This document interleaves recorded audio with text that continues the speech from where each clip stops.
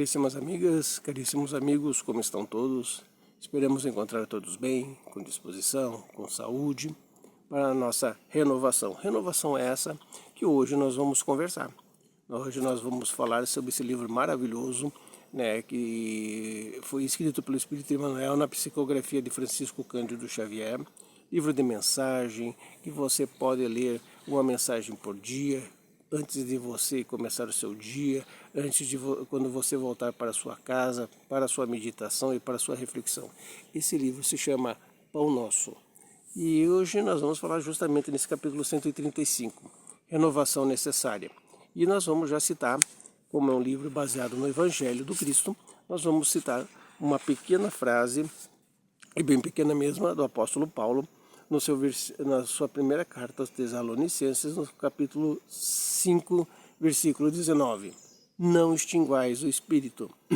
E vamos ler aqui o texto, que é um texto curto, e vamos conversar parte dele, cada parte para que a gente possa entender.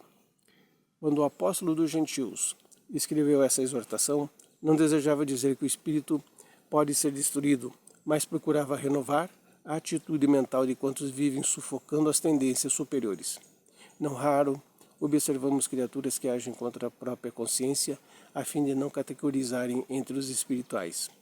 Entretanto, as entidades encarnadas permanecem dentro do laborioso aprendizado para se erguerem do mundo na qualidade de espíritos gloriosos.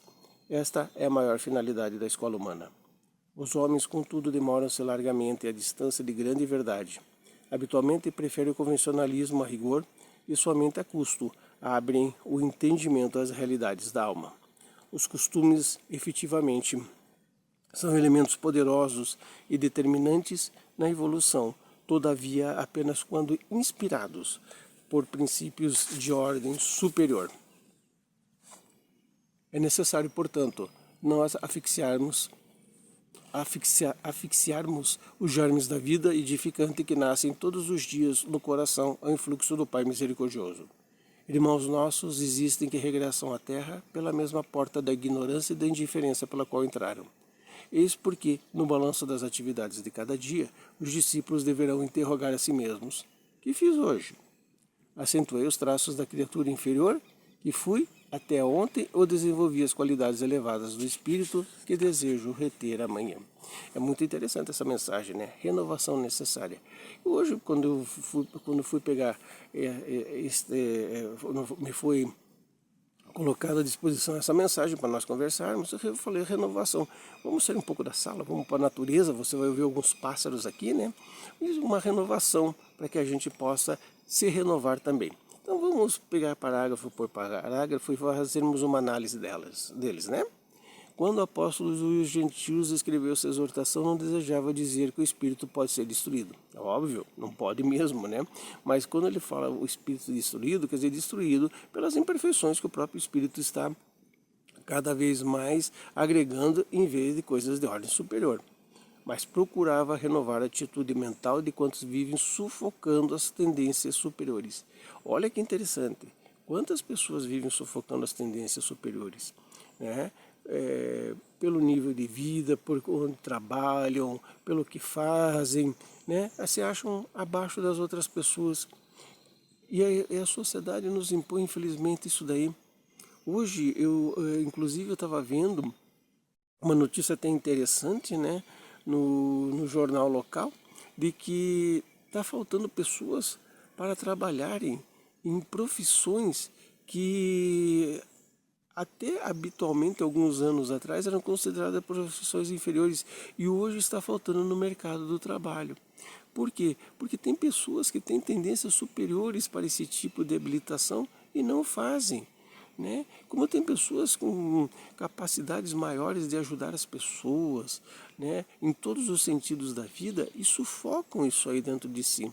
Quantas pessoas têm habilidades artísticas, quantas pessoas têm habilidade de fazer coisas, né, interessantes. Até você fazer um bolo, né, gostoso, uma comida gostosa, é uma grande habilidade, né? E as pessoas acabam se sufocando nessa situação. É uma habilidade do próprio espírito, porque o próprio espírito foi agregando esses conhecimentos ao longo da existência e está agregando aqui. É isso que o apóstolo aqui está dizendo. Então nós não devemos sufocar as nossas tendências superiores achando que não somos capazes, e sim melhorarmos cada vez mais elas. Ele continua: não raro, observamos criaturas que agem contra a própria consciência, a fim de não se categorizarem entre os espirituais. Quantas pessoas, né, ele age contra a sua própria consciência aqui, como acabamos de falar, né? Entretanto, as entidades encarnadas permanecem dentro do laborioso aprendizado, para se erguerem do mundo na qualidade de espíritos gloriosos. Esta é a maior finalidade do ser humano. Então nós estamos aqui nessa escola aqui para o quê? Olha o que ele está dizendo, um laborioso aprendizado, melhorarmos cada vez mais, né? Esta é a finalidade de estarmos aqui da escola humana. A nossa finalidade aqui não é só termos grandes, né, coisas materiais, estarmos em outros lugares, vivemos a vida como temos que viver. Não, nós temos um grande aprendizado, muita coisa para fazer, muita coisa para aprender, né? Os homens, contudo, demoram-se largamente à distância da grande verdade. Quantas pessoas, né, desistem de aprender, inclusive os livros da sua própria religião, ou de melhorarem, né, como seres humanos, aprendendo coisas novas, ou dizendo inclusive que Deus não existe. Isso é você se demorar largamente à distância da grande verdade. É você fugir das tendências, né, superiores. Habitualmente, prefere o convencionalismo a rigor, e somente a custo abrem o entendimento às realidades da alma, né? Porque é muito fácil a gente estar nos convencionalismos da Terra, né? É simples, nós vamos enveredando tranquilamente e depois não conseguimos sair porque achamos que aquilo é a verdade da nossa existência. E não é. Olha o que ele diz assim, e somente a custo.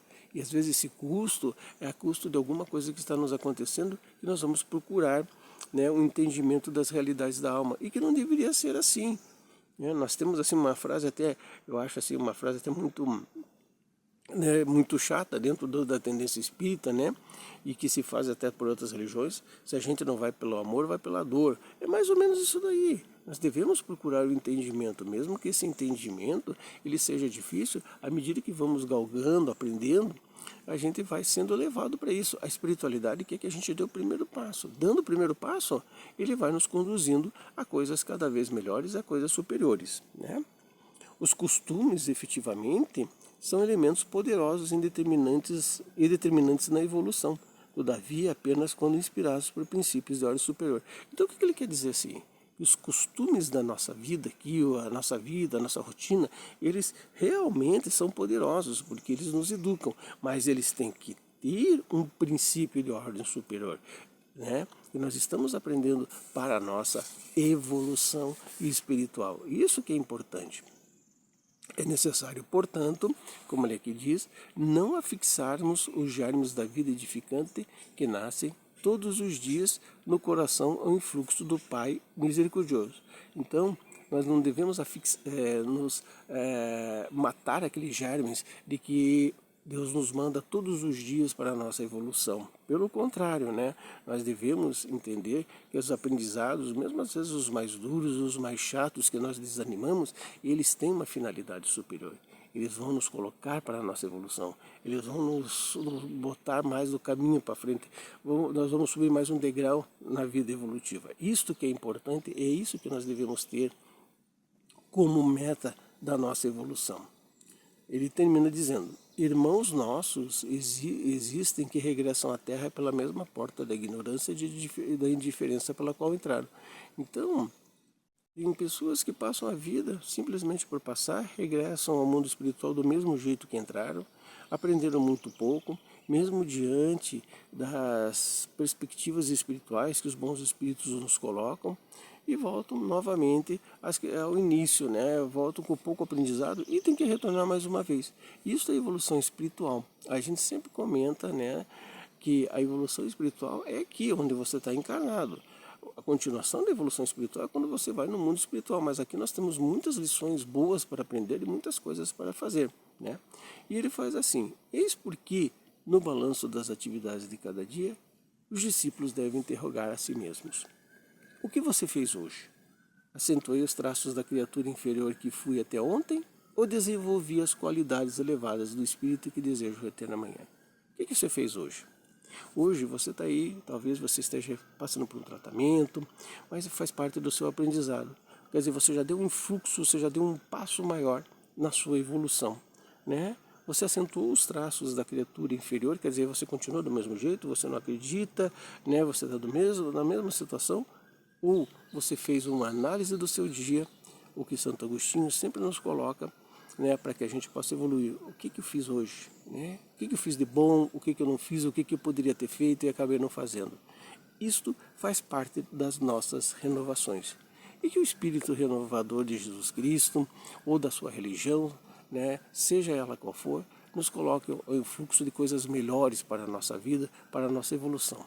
Que possamos, quando deixarmos este mundo terreno, ao retorno do mundo espiritual, não nos galgarmos acima de todos, mas dizermos, né, e fazermos uma análise por nós mesmos. Puxa vida, consegui aprender bastante coisa. Como diz o próprio apóstolo Paulo, né, combati o bom combate, fiz o que poderia ser feito, né, e melhorei mais um pouquinho na minha vida. É isso que a gente quer para você.